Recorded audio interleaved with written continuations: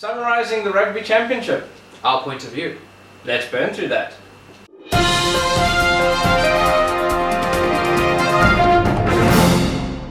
Hi, my name's Nick. And I'm Dax, and welcome to the Cold Room, our Semi-weekly. YouTube rugby chat show. Life got a bit hectic, so we missed last week's, but we figured we'd make it up to you guys with a slightly longer episode where we actually give an overall review of the Rugby Championship and break it down team by team, pros, cons, how they played, stuff like that, and eventually end off with our team of the tournament. Yeah, so we're trying not to make it too long, so we'll burn through it as quickly as we can.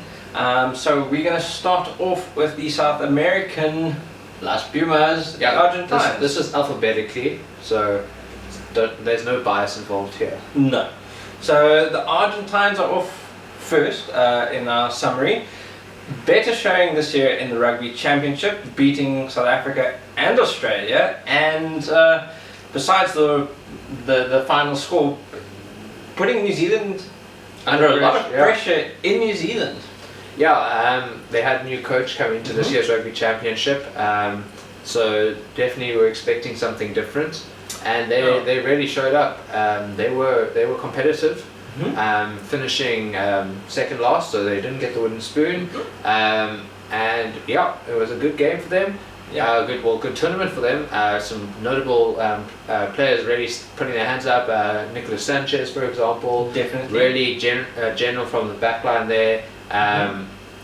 Yeah, I was impressed by them. I'm not going to shy away from that. They really have upped their game. If you consider the first season where they were in the Rugby Championship, and you compare it to now, I would say if you had those teams play each other, they would put 50 points on the board easy. Yeah, Argentina was also under a lot of pressure.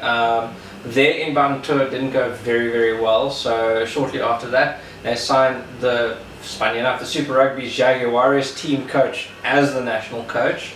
So he knew a lot of the players. He's worked with a lot of them before. So it really they had a much better attitude this year. Less disciplinary issues this year. I mean, they got comprehensively beaten in South Africa.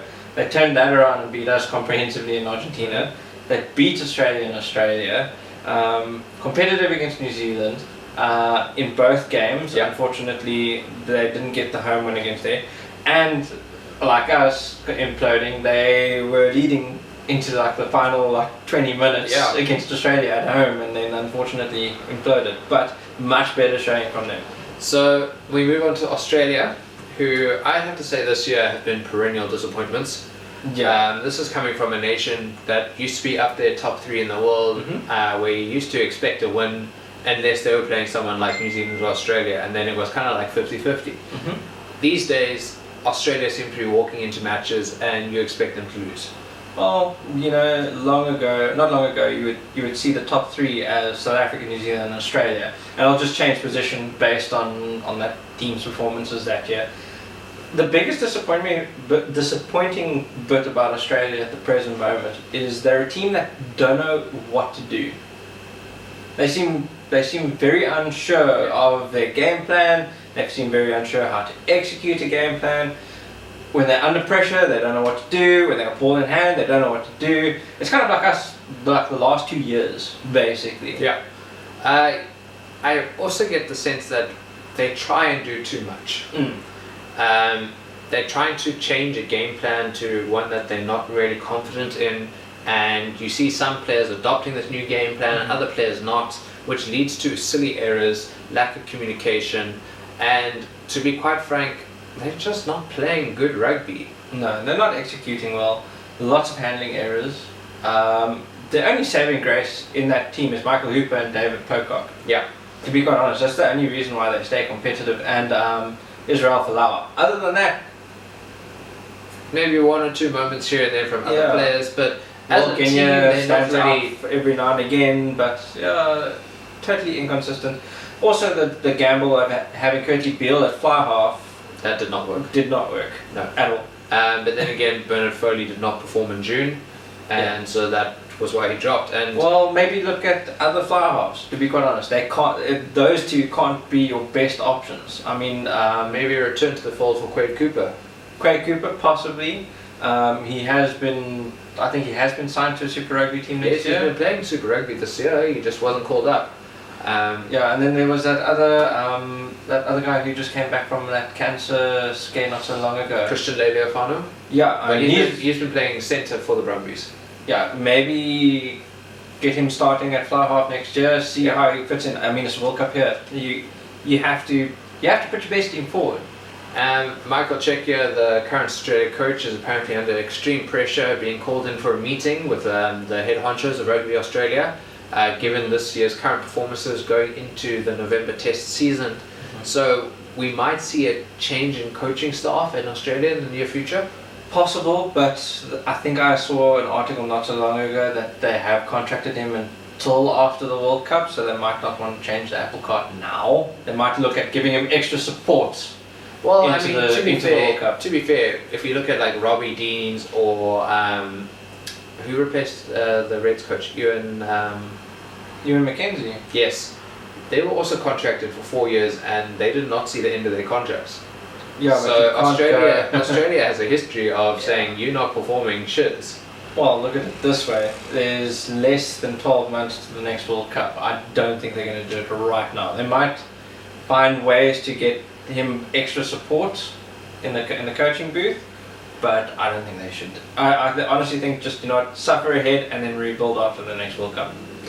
And then, speaking of the World Cup, the world champions New Zealand, fantastic season from them again. We always expect that. They did lose a game for once. They did lose, and to us, at home. So that was a shock. I mean, I think every South African was kind of surprised by that. Yeah. And yeah, I have to say they played well. Like they bounced back from their defeat. They were very competitive throughout the tournament. They have standout players. You can't argue that. I mean, take Rico Ione for example. He's got 21 caps and 24 tries. It was I think 20 caps and 22 tries. Something like that. He's essentially scoring minimum of one try a game. One and a bit. 1 point something. But I mean, like you said, lots of standouts. Bowden Barrett for one. I mean, he didn't have that dubious drop. He did the no drop situation. Yeah. Bowden Barrett is a standout for New Zealand. I mean, but you know the class of a fly half the way he bounces back. Yeah. And he did bounce back very, very well. Smith and TJ Paranara, the scrum halves, Great fantastic combination. all round. Whitelock, Barrett, so Scott Barrett, Brody Retallick as their locks, scary bunch. Cody Taylor, good at hooker. good then you look at replacement for Dane Coles after the injury that he had. Look at the back line. They've got Damien McKenzie. They've got Ryan Crotty. Sonny Bill Williams. They've got Sonny Bill Williams. They've got Ben Smith. Jack Goodhue. Yeah. So I mean, the list goes on and on and on. Dangerous team. Yeah, dangerous team, and they proved it. I mean, they know how to unlock defenses. I mean, they ran Australia in circles. Even though they were under pressure by Argentina, they eventually unlocked that defense, and they scored some really good tries. Against us, they still outscored us 65, but I think because of our kicks, we just scraped that one in. Yeah. And then they, in turn, destroyed Australia and Argentina comprehensively again. Well, I have to say that New Zealand have the ability to play a 90-minute match. They do. And they you don't often give see up. that. Yeah, you often see they score their most points in the last 20 minutes.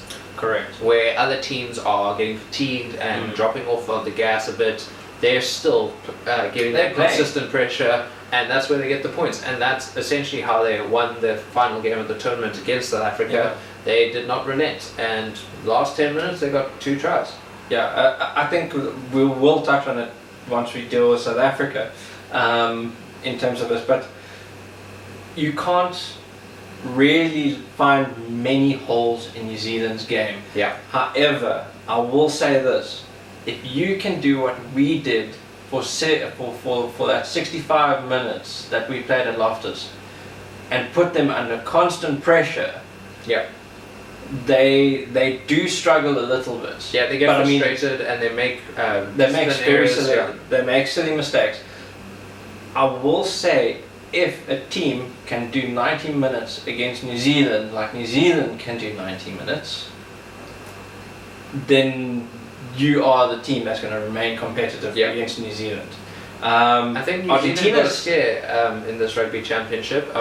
Not from Australia. I mean, we know Australia didn't. They did get a compete. scare from Argentina They got a massive scare from Argentina in the first half. in the first half, but of course, you know, New Zealand playing their 90-minute rugby matches, they were able to comfortably win. Correct. Losing to South Africa and then only beating South Africa by 2 points in the next fixture. Yeah. It's definitely probably got Steve Hansen and the general rugby public in New Zealand a bit worried about the World Cup next year, considering we have been drawn in the same pool as them. Yeah, it's also got us South Africans celebrating a little bit because it's been a long time since we've actually been competitive against New Zealand. Arguably since about 2009. Yeah, well, we only won, I think, one match since then in Heineken Meyer's tenure. So, yeah. But that was bouncing back with a 50-point defeat as well. So correct. That is the fact that we got 2 games that were decided by 2 points. Yeah, well, look at it. This year, we've won one and lost one. Yeah, and points difference is drawn. Drawn as well. So we drew with New Zealand this year. That's massive. And New Zealand aren't that happy about it. I mean, you just read some of the articles coming out of New Zealand and they're calling this a rugby crisis. The team's never performed this badly before, so on. So the list goes on and on. But we can't fault them. They're still a great team. No, they are still a great team. South Africa managed to find the one little gap in their game, which is just applying pressure and that rush defense. Worked out for us a lot this year. Which brings us to, I think we should move on to South Africa because we're bleeding into that conversation now. But great start to our Super Rugby Championship. We beat Argentina very well, and then the wheels came off when they tore us apart in Buenos Aires. That was ugly. But I mean, the guys, you could see they rallied. They rallied back. That we rallied back in the end, but we didn't seem to know what we wanted to do in that game. I think that was also an experimental game. Leaving half the squad behind due to the travel, I think Rassie was treating it as, let me test my depth. Yeah. And you know what? It worked in some instances, it didn't work in others. We ended up losing the game. We learned a lot in that match. Yeah. Which is field your best team at all times. Which I think is what's going to happen going forward. To be quite honest. But yeah, then going over to Australasia. That was a one that we should have won. We lost it for ourselves. I mean, we made some silly mistakes. There was a silly judgment call where Sia let the ball bounce in front of him in a line out, which he should have ran, gathered, and just secured the ball up front. Gifted the Australians a bonus try, if you want to call it that. Yeah, it wasn't pretty. I mean, it was our game to win, and we lost it. So, it wasn't the greatest game ever, but then we went to New Zealand, and every South African coming off of 2 losses that we should have won, we were expecting another incident from last year where we got punished. Yeah. Where it was, 54-0 or something? It was 59-0 last year. So, it was a very pleasant surprise that we actually won that game. Yeah. Given that we only had, 21% possession? Yeah, we had 254 tackles to their 70-something. So, I mean, that was a very massive. Very pleasant surprise. And you know what? We could argue that we were helped a lot by Barrett's lack of kicking form that day. Yes, his kicking form was off, but we can give it to that. We still won, and that really has shown improvement considering last year with the 59-0 drubbing. And then we managed to keep that form, coming back to South Africa, beating Australia fairly convincingly. 21-12. I mean, the second half lulled out. I think we could have executed our game plan a little bit better, been a little bit more accurate, for lack of a better word, with some of our things. It was a very error-strewn game. Yeah, our biggest problem at the present moment is we kick too much possession into the opposition. That Australian game, for example, we kicked so much possession to their And back it's three. aimless kicking And as it's well. stupid. I mean, if you want to kick for territory, Someone kick has to be there. kick it behind their back three. Don't kick it to them. Or Force have them a to turn chaseable, around. chaseable kick that you can contest, which Correct. wasn't happening. I mean, if you look back in the heyday of Derek Hurkart for South Africa, he is primarily was brought on to turn the defense around constantly. Also, why Mornay Steyn was so successful as well. Yeah, I mean, they were really, really good tactical kickers in terms of looking for the space, getting into that half. I mean, we're kicking too many box kicks, which you don't get much distance on, and Also, at stupid points in the field, like we're on the halfway line and we kick a box kick. Why would you do that? Just run it. I mean, we've got some really, really good, exciting runners with ball in hand. We really need to learn how to build phases from halfway instead of kicking ball. Look, with our exit plan in the 22s to box kick, I mean, come on, just get it to the far half, let him put it between 10 meters and halfway, and defend. Put pressure on the offense. I mean, we've got a really good rush defense. Force him to make a mistake. Our scrums haven't performed badly this year. I think there was one blemish where we weren't getting ascendancy in Argentina, but overall our scrums have been really, really consistent. Yeah. Lineouts have been a little bit if here you or have times, there. but I mean, we're never going to go back to the days of Victor Matfield and Bucky Sporter.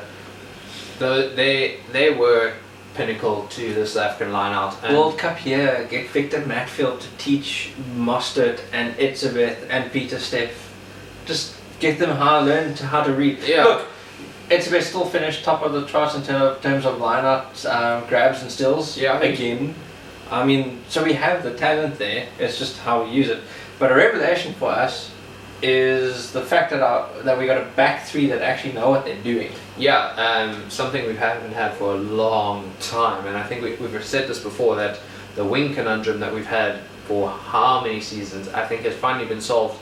Yeah. They just need to work on not getting sucked in on defense and leaving out this massive space on the outside. Yeah, That come with experience. I think we must learn to keep the wings out wide in defense and have the fullback just fill that gap between the centre and whatnot. Yeah. Because your centre should be trying to push the defense out that way. The fullback covers that gap so that you can close the space so that they've either forced to pass or kick it behind you or something. That's something that needs to be learned. It's getting there. Yeah. But we do tend to get our defense sucked in a little bit. So I mean, a lot of the New Zealand tries were out wide. Yeah. So except for those forward tries. Those two tries in the last game. in the forward. But yeah, I think South Africa performed decently if you ignore the two losses. 3 losses. 3 losses. Look, the last loss was just heartbreaking, and we could argue about that for hours and hours. How about it was illegal, and actually it shouldn't have been a penalty, and yada yada. But that's beside the point. We did lose it kind of with a few calls that did go New Zealand's way. And overall, as a team, you got to learn to be more disciplined in the last 10 minutes. And you do. And another thing, your execution has to be spot on. Yeah. I mean, if we kept the same intensity and the same pressure all the way up until the 80th minute, I doubt New Zealand would have finished that match the way they did. Probably not. But let's go on to our team of the tournament. Yeah. So there's some debate between us both. There was some debate. We sat for a while. We argued and all that. Eventually, I relented because I'm a nice guy. Well, yeah. Look. We've already said New Zealand have got a lot of good net customers. Let's just put this out there. No one from Argentina, Australia made the cut. No, they didn't. No. Israel Folau flirted, but he flirted, but he was chopped and changed too many times to have a definite position. Correct. And when he was a centre, it didn't work. When he was a fullback, he got injured. It didn't really work out. And Will Genia was thrown in there, but he was outclassed by Faf and our actual eventual scrum off pick. So we'll start off. Again, most of these we had the kind of criteria that they had to have started at least one game, so no substitutes were kind of featured. And yeah, they just had to really. There's one positional shift that we relented to because we felt we couldn't leave out this one player, but we'll get to it. Okay, so Starting from number 1, Lucette Prop, Steven Kitsoff, fantastic player. Number 2, Malcolm Marks, can't fault that. I mean, no. Number 3, Frans Malherbe. 4, Irvin Etzebeth. 5, Sam Whitelock. 6, Captain Courageous Sio Kolisi. I mean, arguably I would have him as the captain for this fictitious team. Number 7, Peter Steph Toy, who, I will say this, has been a revelation at flank. At flank. I don't know it, but I don't know it, but move on. And then number 8, Kieran Reid. I mean, another great leadership figure. He really had a fantastic performance throughout, except for being rested for the Argentinian tour, but still, fantastic performance. He is the type of person that you want in a world or in a Southern Hemisphere team that we've just created. But starting with the backs, Aaron Smith at number 9. 10, Andre Pollard, but you could also kind of put Bowden Barrett in that same bracket. I think Andre just performed much better. I think when they went head to head, Pollard had the better games when they went head to head, and that is why we chose him over Barrett. Yeah, he's leapfrog. Rico Ioane, I mean that's unquestionable. Unquestionable, good positioning, really smart attacking player. Good defense. I mean, he was good. He was good defensively. He does also have a habit of being sucked in a little bit, but you can't really fault his overall general game. Centres we struggled a little bit with, but Ryan Crotty eventually got the nod. He was injured for a couple of games, but he was always there. He's always really attacking, a really gritty, nuggety player, really sound defensively. So he definitely. His centre partner, Jack Goodhue, also a really good player, really good defensively. He runs some really good lines during the Rugby Championship, scored some really good tries. The positional shift that we're talking of, Apiwe Diante.